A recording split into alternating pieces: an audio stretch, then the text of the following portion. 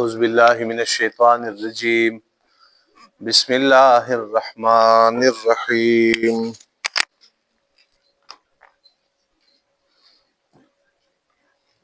लिलफ़ुक़राइल्लज़ीना उहसिरू फ़ी सबीलिल्लाहि ला यस्ततीऊना ज़रबन फ़िल अर्दि यहसबुहुमुल जाहिलु अग़नियाअ मिनत तअफ़्फ़ुफ़ि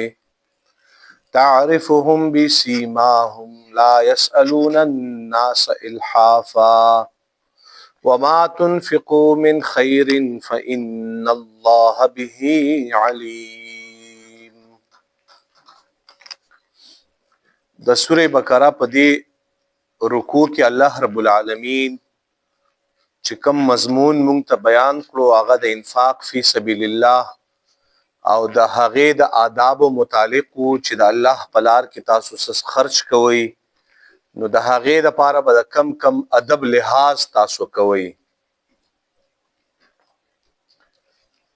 او د دې سره سره الله رب العالمین د دې خبرو تنبیه هم وکړله چې تاسو په دې د اعمالو سره ځان ته د خپل انفاق فی سبیل الله صدقات خیراتونه مضایع کوئ. دا خبره پرون هم موږ په درس کې وکړله چې زکات عموما په معاشره کې کل کر ورکړی شي نو اسلام د دې توصیف بیانوي او د هغې غټه فایده دا ده چې په معاشره کې به د زکات هغه کلچر ورسره عام کیږي بل چاته به هم د شوق پیدا کېدو هغه موقع ملاویږي او چې کم نفلی صدقات دي هغه چې څومره پټې ورکړی شي نو الله رب العالمین د هغې تحسین بیان کړی دی او د هغې په ذریعې د ګناهونو د رجولو هغه اعلان هم کړی دی. دا خبر دلته کې په کثرت سره ذکر شوله د خیرات لفظ متعلق ز تاسو ته مختصر د دې مفهوم بیانوم. خیرات عربي لغت ماهرین وایي چې ضرورت پوره کېدو ته خیرات ویل کیږي. هغه د یو مستحق محتاج کس ضرورتمند کس ضرورت به ته د هغې د هغه ضرورت مطابق پوره کې نو دې ته بیا خیرات ویل کېږي. عموما زمونږ په معاشره کې د خیرات والا دا چې کوم یو کلچر عام شوی دی صرف خوراک ته وریژو ته غوښې ته خیرات ویل کېږي. د امت جمهور فقها دا وایي چې خیرات هر هغې عمل ته ویل کېږي چې د ضرورتمند دی ورسره ضرورت پوره کړلو. لکه یو کس ضرورتمند دی په هغې باندې قرضه ده او ته هغې ته یو دیګ چاول ورولېږې نو هغې ته تا د هغې ضرورت پوره نه کړلو هغه د هغې د پاسه اضافي شولو. نو د خیرات ساده مفهوم دا دی چې د ضرورتمند ضرورت پوره کېدو ته خیرات ویل کېږي او فقها فرمایي چې د نقدو پیسو په صورت کې سړی چاته سور کی نو دا افضل خیرات دی ځکه چې هر کس د خپل ضرورت نه واقف پیسو کې د چا مخې ته بیانولی نشي. او د زکات متعلق هم دا فیصله ده راجحي قول دا د فقها فرمایي چې زکات مستحق ته ورکې نو ته د نقدو په صورت کې ورکې نو هغه به ډېر بهتر وي ته به هغې ته ډېر ښه څیزونه واخلې خو هغه به د هغې لپاره ډېر ضرورتمند نه وي په نسبت د بل څه نو ته هغې ته چې پیسې نقد ورکې نو د هغې د خپل ضرورت مطابق به هغه ضرورت په ښې اندازې سره پوره کړي. اوس په دې آیاتونو کې الله رب العالمین د خیرات او د صدقې لپاره یو بل قسم بیان کړی دی چې کم خلک د دې لپاره زیات ضرورتمند دي. په هغې کې الله رب العالمین موږ ته یو خاص طبقه په نښه کړې ده او هغه طبقه په دې آیت کې چې کومه په نښه شوې ده نو د رسول الله صلی الله علیه وسلم په دور کې ته اصحاب صفه مرادو هغه خلک چې د الله د دین لپاره د الله د دین د زده کړې لپاره او د رسول الله صلی الله علیه وسلم د احادیث مبارکه او د محفوظ کولو لپاره هغوی خپل ځان دین ته وقف کړی او هغوی ته اصحاب صفه ویل کېږي. په مسجد نبوي کې یو چبوتره وه په هغې کې تاریخ اسلام لیکي چې هغه تعداد د 70 نه واخله تر 300 پورې و. کله به دا زیات شو کله به کم شو خو یعنی 70 کم از کم تعداد او تقریبا 300 پورې صحابه کرامو. په هغې کې مشهور نمونه و حضرت ابو هریره رضی الله عنه حضرت سلمان فارسی رضی الله عنه حضرت صہیب رومی رضی الله عنه حضرت ابو ذر غفاری رضی الله عنه. دا هغه صحابه کرامو چې چا اسلام قبول کړی او د چا نه خاندان بایکاټ کړی او د چا نه خپل فیملی بایکاټ کړو،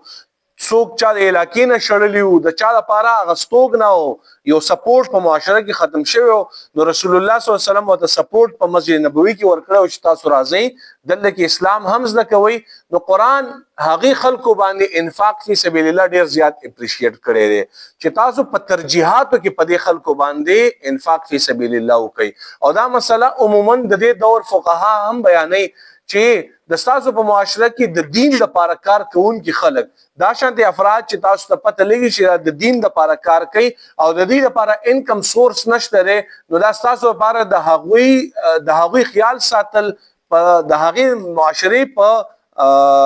مالدار خلکو باندې لازم دی. نو هغه په دې دور کې چې کوم اهم مثال مونږ ته وجود ته راځي هغه د مدارس او طالب علمان دي، یعنی خپل خاندانونه پریخي، کورونه پریخي، په مدرسو کې وي، نو په هغې باندې انفاق فی سبیل الله کیږي. بسم الله الرحمن الرحیم. للفقراء الذين دا خیراتونه د هغه کسانو لپاره دي چې فقیران دي، الذين هغه احصروا چې بند کړی شوي دي فی سبیل الله په لار د الله کې، یعنی د الله په لار کې بند شوي دي، پابند شوي دي، بل څه کار نه کوي، د الله د لارې کار کوي، د الله په لار کې تبلیغ کوي، د الله په لار کې علم زده کړه کوي، د الله په لار کې مبلغین دي. نو دا د دې نه مراد دا دی. په هغې ټایم کې اصحاب صفو لا یستطیعون دوی وس نه لري ضربا فی الارض د سفر کولو په ځمکه کې، یعنی دوی ځان لپاره تجارتي سفر نشي کولی. یحسبهم الجاهل اغنیاء په دې باندې ناپوهه خلک د مالدار شک کوي، یعنی ناپوهه خلک په هغوی باندې دوکه کیږي، هغوی ته مالدار ښکاري، لیکن هغوی ځان د دین لپاره وقف کړی وي،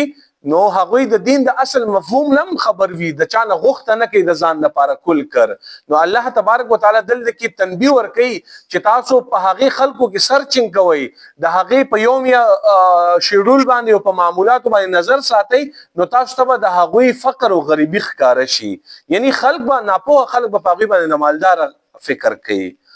اچھا، یحسبهم الجاهل اغنیاء په دوی باندې ناخبره خلک د مالداره ګمان کوي، من التعفف د دې وجې نه چې هغوی ځان ساتي د سوال نه.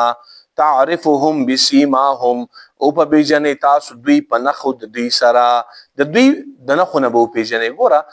مفسرین فرمایي چې د دې خلکو نښې په هر دور کې بدلیږي را بدلیږي. په هغې ټایم کې چې کمې نښې وي لازمي نه چې په دې ټایم کې پکې نښې وي. د دې ټایم چې کم جدید مفسرین دي هغه فرمایي چې تعرفهم بسیماهم ته به هغه د هغې د نښو نه وپېژنې. لکه ته وګوره ستا په معاشره کې یو کس پرنټډ کور کې اوسېږي او دا دیاړیدار دی، ډیلی ویجر دی، نو بس ته پوه شه که نه چې دا زما د خیرات مستحق کس دی، دا کرایه هم ورکوي، دا د بجلی بیل هم ورکوي، دا بل څه هم کوي، دا ماشومانو فیسونه هم دي، نو دا زما نه غوښته نه کوي، نو لازمي نه ده چې ستا نه غوښته نه کوي ته به هغې د څه نه ورکوې. قرآن دې خلکو ته متوجه کړی چې نه په دې کې ته سوچ وکړه، د دې نښې علامې به تا ته پته ولګي. په هر دور کې د هر چا خپلې نښې علامې وي، یا د هغوی د لباس نه، یا د هغوی د رهایش نه، د هغوی د کور د حالت نه، د هغوی د ماشومانو د رهن سهن نه، د هغوی ډېرې نښې علامې چې یو کس پکې د عقل نه کار واخلي سوچ وکړي نو پته ورته لګي چې دا د خیرات مستحق دی. تعرفهم او به پیژنې دوی لره بسیماهم د نښې د دوی نه، لا یسألون الناس الحافا دوی سوال نه کوي د خلکو نه الحافا په نښلېدلي انداز سره، یعنی د دوی به دا صفت نه وي چې بس په خلکو پسې ونښلي، بار بار غواړي ځان ته سوال کوي. دا شانتې خلک د دې نه مراد څه مفسرین فرمایي چې د معاشرې سفید پوش طبقه ده، یعنی هغه د عزت نفس د وجې نه هم د چا نه سوال نشي کولی، نه زکات غوښتی شي، نه بل څه، او د هغوی ظاهري هغه هم دا شان چې څوک ورته متوجه کېږي نه، په خوله چا نه غواړي نه، نو الله د هغوی طرف ته خصوصي د مسلمانانو خیال ګرځولی دی. وما تنفقوا من خیر واغه چې تاسو خرج کوئ څه خیر. ګورې دلته کې یو بل اهم نقطه زه تاسو ته بیان کوم. عموما زمونږ څه مذهبي طبقه د اسلام دا تعبیر ډېر په غلط انداز سره بیانوي، د دنیا ګټل په یو لحاظ سره هم معیوب کار نه دی. ګوره قرآن دلته کې د پیسو لپاره د دولت لپاره د خیر لفظ استعمال کړی دی. ګوره وما تنفقوا هغه چې خرج کوئ تاسو من خیرین سمال، د خیر نه لکه مراد مال دی. قرآن ورته لفظ دومره هغه د عزت والا استعمال کړی دی چې ته کله مال د الله په لار کې خرج کې بیا د دې نه بهترین څیز شته دی نه، خو بدترین فتنه ته پغه ټیم کې جوړیږي چې تی جمع کېم او د آخرت د پاره پیسې نه کې جمع کېم ځان پم خرابې په حرامه ګټي وغیرہ وغیرہ او آخرت هم سن کې نو دا خو بیا فتنه شولا خو چې کله ته په حلال طریقې سره ستا انکم سورس حلال دی او مهنت مشقت کې ډیر زیات ځان کړي نو دې ته بیا قرآن خیر لفظ استعمال کړي چې دا خیر دی ته په دې سره ځان هم بهتر کولای شي معاشره کې مسلمانان هم بهتر کولای شي او دینی مراکز مبلغین او د دین د لپاره کار کوونکو خلکو هم په اخلاص سره مدد کولای شي ګوره چې کوم قرآن رسول الله صلی الله علیه وسلم په دور کې چې کوم صحابه کرامو ته د عشره مبشره اعزاز حاصل شوی دی چې له صحابه کرامو ته په دنیا کې د جنت زیره ملو شوی او په هغه کې اوه کسان د هغه دور کروڑپتیان صحابه کرامو خو وجب سوا چې هغه به هر څه د الله په لار کې صدقه کول د اسلام لپاره به خپل دولت کرامت ثابتولو نو د هغه الله په عشره مبشره کې حساب وکړلو نو اسلام دولت هیڅ لحاظ سره د هغه غندنه نه کوي چې څومره سره په حلال طریقې سره ګټه کولای شي هغه هیڅ دنیا پرستی نه را دي ته دنیا پرستی ویل دا غلط تعبیر دی اچھا وما تنفقوا چې خرج کوي تاسو من خیر خیر فإن الله به علیم بشک الله پاغي باندې په هده او ګوره دې ته دنیا سوته دینداری یا پرهیزګاری ویل چې زه دنیا کار بالکل نه کوم د آخرت کار کوم اسلام دې ته بیا رهبانیت وای چې نه ته به دنیا هم ګټي او د آخرت کار بم کې ته به د اسیس په اعتدال سره ساتي صرف د دین کار ته کار ویلې او بل څه نه کې دنیا نه ګټي د کسب د پاره د معاش د پاره سره اوقات هم شته ته الله روغ رمټم پیدا کړي او بیا هم دنیا نه ګټي نو اسلام د سکست په یو صورت باندې دیندار نه وي اسلام او ته دیندار نه وي فإن الله بشک الله به پاغي باندې علیم په هده الذين دا هغه کسان ينفقون اموالهم چې خرج کوي مالونه خپل بالليل پشپکی والنهار او په ورس کې ګوره دلته مفسرین یو نقطه بیانې هغه نقطه دا ده چې الذين هغه کسان ينفقون چې خرج کوي مالونه خپل بالليل پشپکی ګوره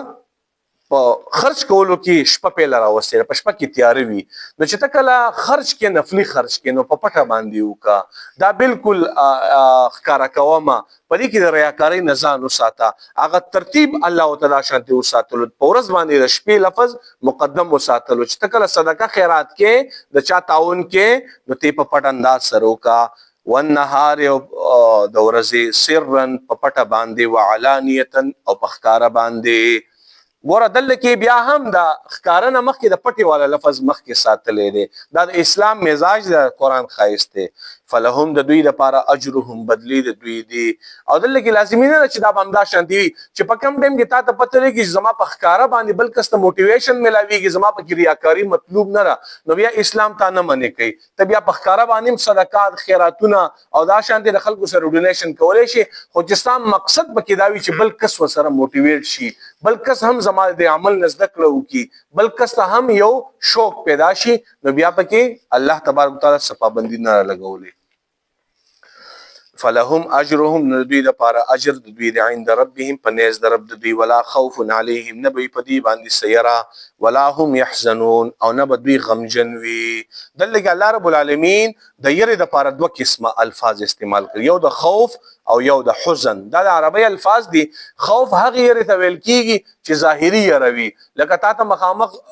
مخه ته تیز گاډي را روان ته به مخه نه خوا کیږي ته یری کنه چې دا مې وې زخمی کیږم یا تا ته مخامخ یو سپیر روان است په طرف باندې ته एकदम دې ته خوف ویل کیږي او حزن د زړه یری ته ویل کیږي حزن د یری احساس ته ویل کیږي چې ستا په زړه باندې هغه غالب شي صدق الله العظیم للفقراء الذين داخراتون د فقیرانو د پاره دي الذين دا هغه کسان دي احسروا چې بنکړې شوی دي پابند شوی دي فی سبیل الله پلار د الله کې لا استطيعون دوی طاقت نه لري ضربن فی الارض د سفر په ځمکه کې د تجارتي سفر طاقت نه لري دوی تجارت نشي کولای د دین لپاره ځان وقف کړي دي د دین کار کوي يحسبهم الجاهل خیال کوي په دوی باندې ناپوه کس اغنیا د مالدارا من التعفف د دې وجنه چې هغه ځان ساتي د سوال نه تعرفهم او په جنې تاسو دوی لره بسیماهم تاغه نخ علامو د وجنه نخ علامو کې مفسرین ډېر ډسکشن کړي دي او سم مفسرین دا خبره فرمایي چې د هغه نخ دالي د هر دور سره بدلیږي را بدلیږي ته چې لږ غورو کې په سنجیدګۍ سره تاسو پته ولګي چې دا کس مستحق دی لا يسالون الناس الهافا دوی سوال نه کوي د خلقنا الهافا په نخلیدلی انداز سره چوربرونه خلی بار بار بار بار وما تنفقوا من خير واغچ تاسو خرج کوي من خير سمال فإن الله به عليم الله په دې پاغه باندې ګورا دلته وما دلته یو بل نقطه تاسو ته بیان کوم ټایم هم لګي خو ما تنفقوا من خير واغچ تاسو خرج کوي څه خیر فإن الله به عليم الله پاغي باندې په دې لازمي نه چې دا صدقه او دا خیر خیرات به د نقد یا د خوراک موادی سيزونو په صورت کې وي دا د تعاون په صورت اخلاقی تعاون په صورت کې هم خیرات کیږي اخلاقی تعاون چې د چا سره اخلاقی تعاون د رسول الله سلام د یو حدیث مفهوم دی هغه د آیت سره ډیر زیات جوخ دی چې یو دوه گاونډیان وي او پاغه کې یو گاونډي د بل گاونډي د شر نه تنگ شي کله ور کړه غندرا لړکې کله ور کړه شګرا لړکې کله مفهوم ز بیانوما کله د زنانو به پردګۍ د پاره ملمانه په لار کې کینه کله س دا دومره تنگ شي کنه چې دې لپاره بل لار رونوزي نو دې کس وېدا کس دې کس ته پکاري چې خپل ساز او سامان د کور بستر او لوخي کوسې ته راوباسي او د گاونډیانو ته وایي چې زه خو دې نه تنگ راغلی مات خلاص کړي نو چې دا گاونډیان د دې گاونډي سره اخلاقی تعاون کوي دا خیرات دی دا صدقه ده او دا بهترینه صدقه ده چې هغه سره سپورټ کوي دا کس د مظلوم د ظالم د ظلم نه بچ کی زموږ په معاشره کې دا شان دي کې یو گاونډي د بل